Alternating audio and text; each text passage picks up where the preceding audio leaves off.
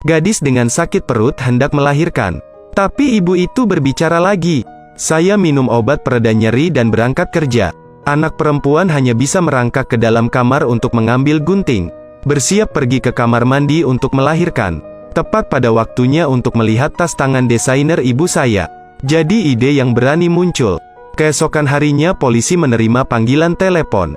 Tak disangka, seorang bayi yang baru lahir ditemukan tewas dalam tas bermerek. Setelah membawanya ke ahli patologi forensik untuk diautopsi, bayi berjenis kelamin perempuan itu dinilai hanya memiliki berat 2 kg.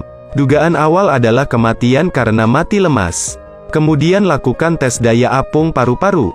Jika bayi pernah menghirup udara, maka paru-paru akan terapung di air. Hasilnya menunjukkan bayi tersebut meninggal dalam kandungan sebelum dilahirkan. Polisi juga menemukan plasenta di kantong sampah terdekat, dan juga menemukan tanda terima kartu kredit di dalamnya. Melalui catatan pengeluaran, menemukan pemilik tas, Kim Hyun Seo. Tapi Kim Hyun Seo tidak mengakuinya. Tas ini milikku, menghapus hubungan antara dirinya dan bayi yang meninggal itu. Tapi Hoge tetap bertahan. Rekan kerja mengambil darah untuk tes DNA. Pada saat yang sama, putri Kim Hyun Seo duduk di pagar balkon dan mencoba bunuh diri. Mengetahui kabar tersebut, petugas pemadam kebakaran langsung menuju lokasi kejadian. Setelah pemadam kebakaran harus memecahkan kodenya, Song Jin masuk terlebih dahulu untuk menenangkan perasaan gadis itu. Pada titik ini, Ha-un memintanya untuk memberitahu ibunya. Sama seperti orang tua yang tidak punya cara untuk memilih anaknya. Sebenarnya anak-anak pun sama. Semoga kita tidak bertemu lagi di kehidupan selanjutnya. Do Jin sekarang turun dari pagar. Ketika Song Jin melihat ada kaki yang terbuka di atasnya, dia menggunakan kata-kata untuk mengalihkan perhatian Ha-un.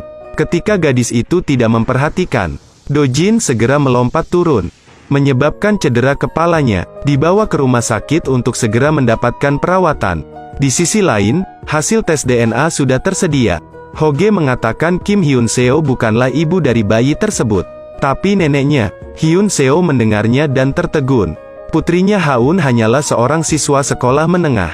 Untuk menyelidiki kebenarannya, Hoge membawa Ha-un ke departemen kepolisian untuk diinterogasi. Bertanya siapa ayah bayi itu, tapi Ha-un menolak menjawabnya. Akhirnya setelah dinasihati oleh Song Jin, Ha-un menulis di kertas nama 5 teman sekelasnya. Jadi Hoge datang mencari wakil kepala sekolah. Panggil orang tua kelima anak laki-laki itu ke sekolah. Tetapi mereka mendengar bahwa mereka harus mengambil DNA. Aku tidak menginginkan anakku. DNA anak saya sangat berharga. Salah satu orang tua di sana bahkan berdiri dan mencoba pergi. Berkata dengan tatapan sombong, anak saya segera menjalani vasektomi. Hal ini dapat meningkatkan prestasi anak Anda. Pasti tidak ada hubungannya dengan itu. Orang tua lainnya takjub, terus-menerus mengatakan Ha-un adalah roh rubah. Tepat pada waktunya terdengar Hyun Seo masuk. Segera bergegas untuk bertarung dengan mereka. Bahkan wakil kepala sekolah juga terkena dampaknya. Baru setelah Hoge menggebrak meja dengan marah, mereka berhenti. Untuk menghilangkan keraguan anak Anda, mereka proaktif meminta agar darahnya diperiksa. Kemudian diskusikan pro dan kontra vasektomi. Ternyata Hyun Seo berkata seperti itu kepada orang tuanya. Kakak laki-laki Ha-un mengikatnya 3 tahun lalu. Saat Hoge mendengar itu, dia terdiam. Kemudian secara bergiliran mengambil darah kelima anak laki-laki lainnya. Namun hasilnya menunjukkan bahwa mereka tidak ada hubungannya dengan bayi tersebut. Ini membuat Hoge menemui jalan buntu. Keesokan harinya wakil kepala sekolah datang untuk memberi mereka petunjuk penting. Artinya, Ha-un sangat dekat dengan guru matematika tersebut. Ketika Hoge datang mencari guru, dia bilang dia tidak ada hubungannya denganku, dan menolak tes DNA polisi.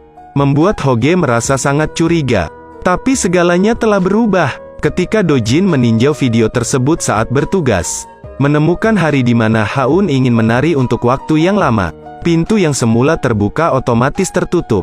Pada kecepatan penutupan ini jelas bukan karena angin. Kemudian melalui analisa teknikal, menemukan bahwa sebenarnya ada bayangan manusia di celah pintu. Hal ini membuat Hoge curiga terhadap ayah dan saudara laki-laki Ha-un. Jadi mereka bersiap mencuri DNA mereka untuk dinilai. Mereka pergi ke perpustakaan dulu. Sedangkan kakak laki-laki Ha-un pergi ke kamar mandi. lalu mencuri headphone-nya. Setelah itu, kami pergi ke kantin tempat ayah Haun bekerja. Bersiaplah untuk mengambil sendok yang dia makan untuk dibawa pergi. Tanpa diduga, barang itu diambil oleh staf kafetaria. Bahkan segelas air yang diminumnya juga diambil dan dibuang ke tempat sampah. Saya keluar dan melihatnya selesai merokok. Bahkan ujung obatnya dimasukkan ke dalam tas dan dibawa pergi. Ketika mereka akan menyerah, Hoge segera berlari dengan penuh semangat. Tertawa terbahak-bahak seolah dia telah menemukan sesuatu yang berharga. Kemudian bawa sampel kembali untuk diuji. Mereka pergi ke rumah sakit tempat saudara laki-laki Haun menjalani vasektomi. Diketahui setelah operasi, kemungkinan besar akan mengendur secara otomatis. Jadi setiap tahun saya harus datang dan mengencangkannya. Tapi tahun lalu dia tidak datang. Jadi mereka pergi ke rumah Haun. Katakan padanya kalian berlima, bukan ayah dari bayi tersebut. Dan bertanya mengapa dia berbohong. Saya tidak menyangka Haun akan berbicara lagi. Adalah membuat kinerja mereka menurun. Agar aku bisa terus menjadi yang teratas. Karena ibu hanya peduli pada prestasinya. Dia bahkan tidak tahu kalau dia hamil. Jadi Haun memasukkan bayi itu ke dalam tas ibunya dan membuangnya. Ayah Haun adalah seorang hakim yang benar-benar tidak bisa memandang lagi. Beritahu polisi bahwa mereka akan menangani masalah ini sendiri. Tapi polisi mengambil fotonya. Katakanlah hari Haun melompat dari gedung. Ada orang yang bersembunyi di dalam ruangan. Dan mengambil buktinya dan meletakkannya di hadapan saudara laki-laki Haun.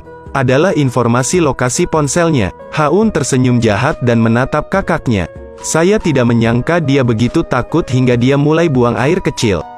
Dengan cepat mengatakan itu tidak ada hubungannya denganku. Di bawah tekanan dari polisi dan anggota keluarga, kakak Haun akhirnya angkat bicara. Jadi hari itu Haun terus mengejek kakaknya karena dianggap idiot. Rasa malunya berubah menjadi kemarahan sehingga dia mencekik adiknya. Tapi ketika dia melihat ekspresi adiknya tidak biasa, jadi dia segera melepaskan tangannya. Tanpa diduga, Haun diserbu air. Mengangkat tangannya untuk menamparkan saudaranya. Lalu berlari ke pagar balkon dan mengancamnya akan dibunuh.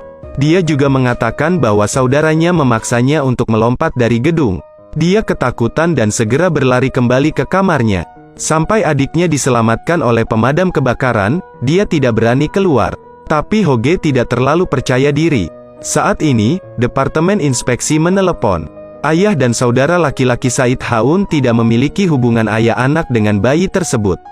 Ayah hakim mengatakan dia akan meminta pertanggungjawaban Hoge. Melihat keluar sana, melihat putriku tersenyum membuat rambutku menjadi dingin.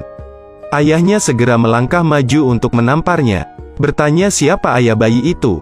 Tapi Haun masih menolak untuk berbicara.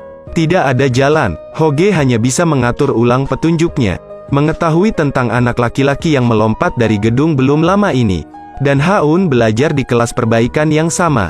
Namun orang tua Seon John telah berimigrasi ke luar negeri. Dan tubuhnya juga terbakar, tidak dapat melakukan pemeriksaan. Hoge berpikir mungkin rumah sakit mempunyai sampel darah Seon John.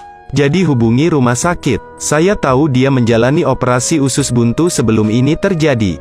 Bagian yang dipotong masih disimpan di rumah sakit. Lebih jauh lagi, Hoge juga menemukan cara untuk membunuh dua burung dengan satu batu. Pertama, biarkan Park Chun meniupkan suara angin. Lalu tunggu malamnya di ruang penyimpanan rumah sakit. Benar saja, seseorang menyelinap masuk. Alhasil, diketahui bahwa yang datang adalah wakil kepala sekolah.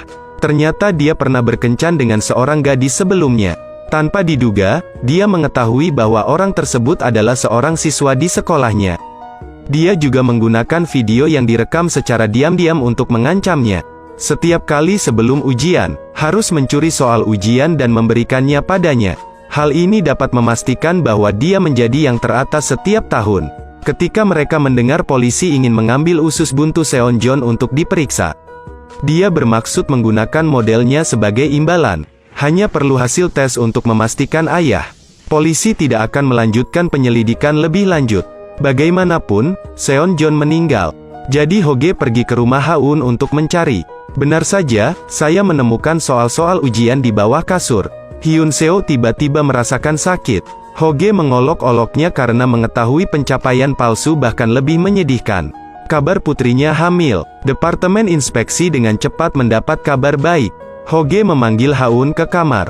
Tunjukkan padanya hasil penilaiannya. Ayah bayi tersebut tidak menyangka kalau yang melompat hingga tewas dari gedung adalah Seonjon. Haun juga bingung, ternyata dia ingin mendapatkan hasil ujian terbaik. Secara proaktif mendekati Seonjon, yang terbaik di sekolah. Bantu saja aku tetap di atas. Akan menjadi pacarnya. Tanpa diduga, Haun kemudian menarik kembali kata-katanya. Langsung membuat Seonjon berpikir. Akibatnya, dia melompat dari gedung dan bunuh diri. Tepat pada waktunya Haun melihat adegan ini. Tapi dia tidak tahu dia hamil saat itu. Sekarang semuanya sudah terlambat dan Haun juga sangat menyesal.